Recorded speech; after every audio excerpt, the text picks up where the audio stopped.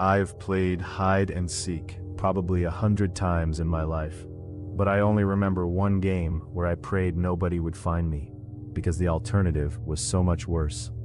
It was Thanksgiving, and my mom's side of the family had rented my great-uncle's old farmhouse out in rural Ohio for the weekend.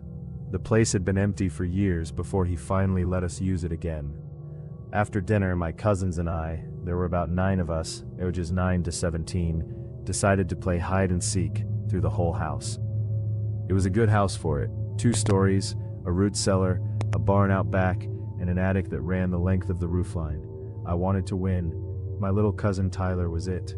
And I remembered from being a kid that there was a maintenance crawl space behind the attic wall, a narrow gap between the insulation and the outer wood siding, maybe 18 inches wide, that ran along the whole north side of the attic. My uncle used to store Christmas decorations back there. I figured nobody would think to check it, and even if they did, they'd never see me in the dark.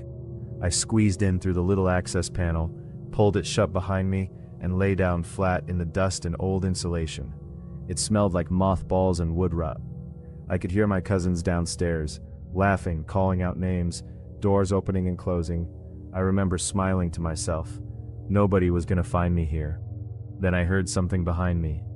At first I thought it was Tyler, that he'd somehow found the same hiding spot, and I almost laughed. "Tyler, get your own spot," I whispered. Nothing, just breathing, slow, careful breathing, maybe 4 feet behind me in the dark. "Hello?" I said, quieter this time. The breathing stopped. I want to be clear about something. A crawl space that size doesn't let you turn around. You can only move forward or backward, on your stomach, in total darkness. I couldn't see who was behind me. I couldn't see anything. All I had was sound, and the sound I had was a grown man's breathing, and it was not the breathing of somebody playing a game. It was slow and controlled, like someone trying very hard not to be heard. I did the only thing I could think of. I stayed dead still and prayed it was one of my older cousins messing with me. I told myself that for almost 10 minutes, lying there in the dark, listening to that breathing get slightly closer, then stop, then closer again. My heart was so loud in my own ears I thought he'd hear it. Then I heard him shift his weight, and a floorboard under the insulation creaked, and he exhaled through his nose, a long, low adult sound, nothing like any of my cousins, and something in my body just took over. I scrambled forward on my elbows as fast as I could, banged the access panel open with my shoulder, and half fell into the attic, screaming for my dad. Everyone thought I was being dramatic until my uncle went up there with a flashlight, 20 minutes later, and found a nest of blankets, a sleeping bag, and a half-eaten box of crackers stuffed behind an old dresser, 30 feet from where I'd been hiding. It turned out a man had been squatting inside the unused sections of the farmhouse for close to 3 weeks. My uncle rarely visited in the off-season, and the man had figured out the schedule, when the water got turned on, when somebody drove out to check the property. He'd been living in the walls of a house my family thought was empty, and when 9 kids suddenly filled it with noise and games, he did the only thing that made sense to him. He stayed hidden and hoped none of us found his spot before we left. I did. I just didn't know it until I was already lying 3 feet away from him, with nowhere to go. Police picked him up 2 days later at a gas station 40 minutes from the property. He wasn't dangerous, as it turned out, just homeless and desperate and good at staying quiet. But I think about those 10 minutes in the dark more than almost anything else in my life. Not because of what he did, because of what he didn't do. He just stayed still and let me lie there and waited to see what I would do first. I used to think the worst thing that could happen while hiding in the woods was a twisted ankle. I was wrong, and I found out at 20 years old in a nature preserve outside Asheville, North Carolina, with 4 of my closest friends from college. It was Jake's idea. He'd read about flashlight hide and seek online. You play in the dark, everyone gets a flashlight, and whoever's hiding has 30 seconds head start before the seeker turns theirs on.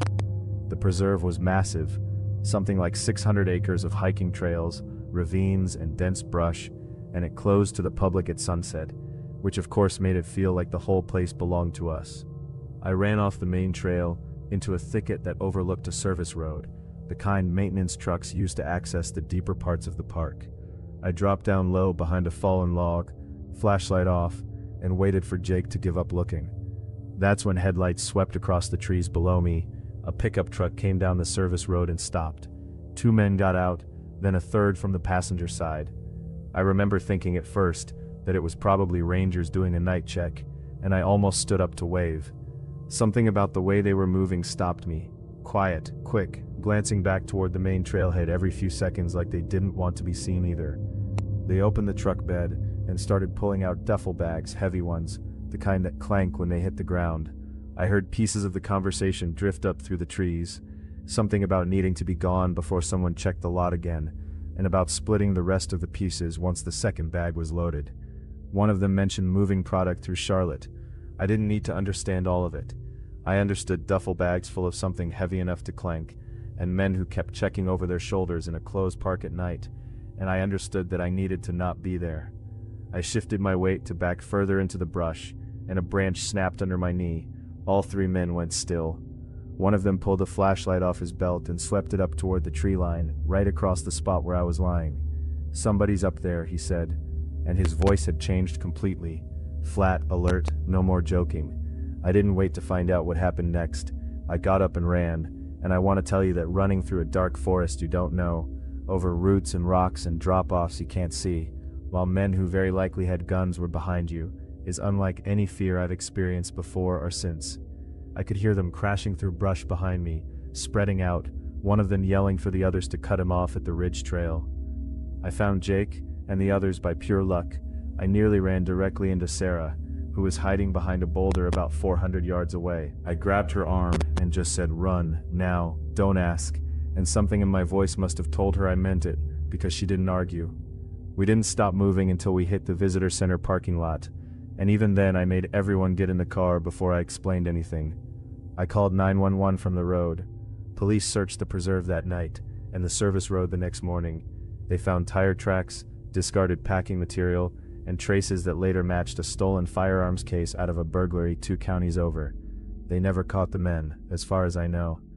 The investigating officer told my dad, when he called to ask, that groups like that use public land specifically because normal people assume no one goes there after dark. I go camping now. I don't play hide and seek in the woods anymore. Not after dark, not with flashlights, not ever. Some games only work because you trust that the only thing hiding out there with you is another person playing along.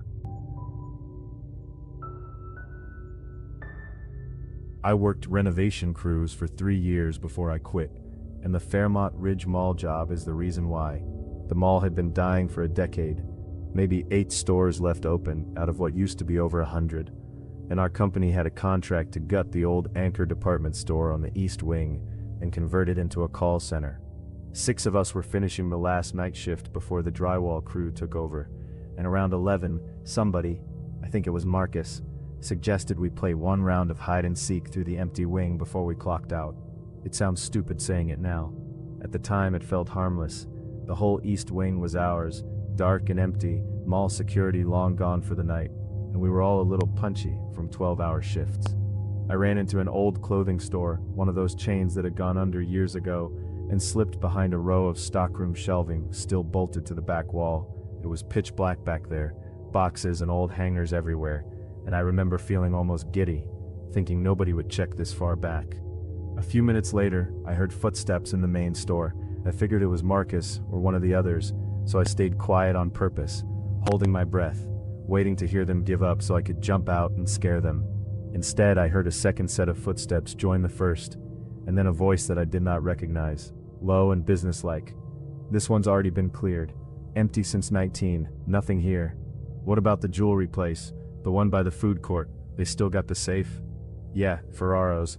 Alarm's already down. We got maybe 20-25 minutes before the patrol car does its loop outside. Grab the bag." I did not move. I did not breathe. I sat behind that shelving unit, with my hand over my own mouth, listening to 2 men calmly discuss which stores in this building still had safes worth cracking, like they were reading off a shopping list. It didn't sound like guesswork. It sounded like they'd been in here before, more than once, scouting exactly which stores had been swept clean by renovation crews like mine, and which still had something worth taking.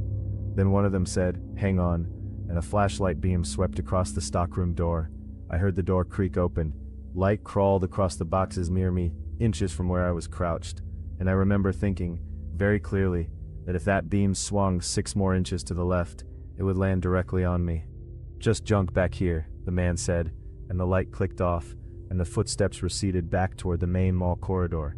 I didn't move for a full 2 minutes after I couldn't hear them anymore. Then I crawled out from behind the shelving on my hands and knees, and moved through the back service corridor that connects every store's stockroom without going through the public mall, because I did not want to risk running into them in the open. I found Marcus and the others near the loading dock, already spooked because 2 of them had heard voices too, and assumed it was mall security. I told them what I'd actually heard, and we didn't debate it for even a second. We got in our cars and called the police from the parking lot, describing exactly what we'd overheard about Ferraro's and the disabled alarm.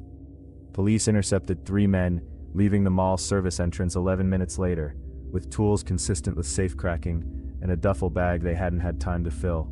It turned out they'd been hitting stores and dying malls across 3 counties for over a year, using the fact that renovation crews and skeleton security made these buildings almost unsupervised at night. Ferraro's was their 4th target in 6 months. I think about that stockroom sometimes, how close that flashlight came, how calm those men sounded, like this was just a job to them, a normal Tuesday. I think about how the only thing standing between me and whatever would have happened if they'd found me was 6 inches of flashlight beam and a decision to check somewhere else. I don't play hide and seek in empty buildings anymore. Some places are only quiet because something else is already using the silence.